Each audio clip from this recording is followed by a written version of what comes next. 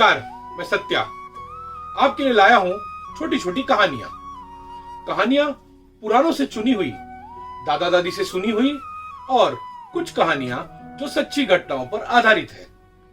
इन कहानियों से मनोरंजन के साथ साथ हम कुछ सीखेंगे और सिखाएंगे भी। आज की कहानी है भक्ति की। शिवपुर के राजा विराट अपनी शिव भक्ति के लिए बहुत ही प्रसिद्ध थे।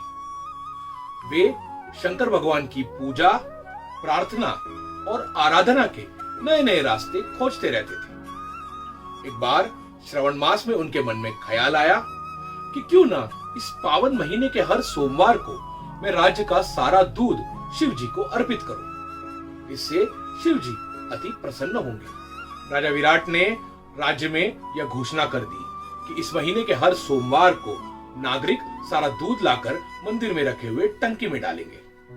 दूध का कोई अन्य उपयोग नहीं होगा, केवल टंकी में ही डलेगा। यह सुनकर भक्तगण बहुत ही प्रसन्न हुए, पर बहुत सारे नागरिकों ने यह सोचा कि यदि हम सारा दूध मंदिर में रखी टंकी में डाल देंगे तो हम अपने बच्चों और घर के बूढ़ों को क्या देंगे। पर राजा का आदेश था, पालन करना अनिवार्य था। पहला सोमवार आया, नागरिक सारा दूध लाकर मंदिर में रखी टंकी में डालने लगे। लगभग सारे नागरिकों ने दूध टंकी में डाल दिया था, फिर भी टंकी आधी ही भरी हुई थी। पुजारीगण राजा से प्रश्न करने लगे कि कहीं आपने कोई पाप तो नहीं किया है जिसकी वजह से ये टंकी भर ही नहीं रही। राजा भी स्वयं ये सोचने लगे कि कहीं मुझसे कोई अपराध तो नहीं हुआ है जिसकी वजह से शिव जी क्रोधित है। जब यह सब चल रहा था तो मंदिर परिसर में एक बुढ़िया पहुंची। वह चुपचाप टंकी के पास गई और अपने साथ लाए हुए छोटे से लोटे में जो थोड़ा सा दूध था उसे टंकी में गिरा दिया। जैसे ही बुढ़िया का थोड़ा सा दूध टंकी में गिरा, टंकी पूरी भर गई और दूध उसमें से बाहर बहने लगा। जैसे ही राजा विराट ने बहते हुए टंकी को देखा तो वे फूले न समाये और तुरंत पूजा में बैठकर शिव जी को दूध चढ़ाने की प्रक्रिया शुरू कर दी। पर उनके मन में एक शंका गूंज रही थी कि यह चमत्कार कैसे हुआ। अगले सोमवार यह किस्सा फिर दोहराया। सारी प्रजा ने टंकी में दूध डाला। टंकी सिर्फ आधी ही भरी हुई थी।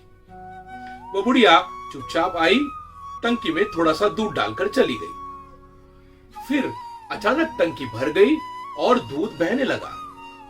राजा फिर सोच में पड़ गया कि यह चमत्कार कैसे हुआ। तीसरे सोमवार को राजा ने इस प्रश्न के जड़ तक जाने का निश्चय किया। उन्होंने एक सिपाही का रूप धारण किया और टंकी के पास खड़े हो गए। हमेशा की तरह सारी प्रजा आकर दूध डालकर चली गई। टंकी आधी ही भरी थी। फिर वह बुढ़िया आई, उसने थोड़ा सा दूध डाला और टंकी भर गई और दूध बहने लगा। सिपाही के रूप में खड़े राजा ने बुढ़िया को रोक लिया। बुढ़िया घबरा गई। राजा विराट ने उसे शांत किया, यह कहते हुए कि घबराओ मत माते, मैं राजा विराट हूं। मैं वादा करता हूं कि कोई आपको न कुछ कहेगा न कुछ करेगा, पर कृपया मुझे केवल यह बताइए माते कि मेरी घोषणा और आदेश के विपरीत आप केवल थोड़ा सा दूध टंकी में डालती थी, फिर भी उस थोड़े से दूध से टंकी भर जाती थी और बहने लगती थी। यह कैसे? क्या माया है माते? वो मुस्कुराने लगी और बोली, राजन, मैं कोई मायावी नहीं हूं, बस एक मां हूं, अपने परिवार की कर्ता हूं। आपने तो आदेश दे दिया कि घर का सारा दूध लाकर मंदिर में चढ़ाया जाए, पर मैं अपने बच्चों को भूखा कैसे रख सकती? मैं सुबह उठकर अपनी गाय का दूध निकालती और उसमें से भी थोड़ा सा दूध उसके बछड़े के लिए छोड़ देती, फिर अपने बच्चों और पोते पोतियों को दूध देती। उसके बाद आखिर में जो थोड़ा सा दूध बचा हुआ होता था, उस दूध को लाकर मैं मंदिर के टंकी में डाल देती। हर बार दूध डालते समय मैं ईश्वर से सच कहती कि अपने परिवार को देने के बाद जो दूध बचा हुआ है वह तुम्हें अर्पण कर रही हूं। मैं जैसे अपने बच्चों की मां हूं, अपने परिवार की कर्ता हूं, उसी तरह ईश्वर भी इस ब्रह्मांड की मां है, करता है। मैं यदि अपने बच्चों को भूखा नहीं देख सकती तो यह तो परम दयालु है, यह कैसे हमें भूखा देख सकता है? मुझे लगता है मेरे कर्म से प्रसन्न होकर ईश्वर स्वयं ही टंकी भर देता था और दूध उसमें से बहने लगता था। और राजन, मुझे तो यह भी लगता है कि एक राजा भी अपनी प्रजा के लिए मातृ रूप ही है।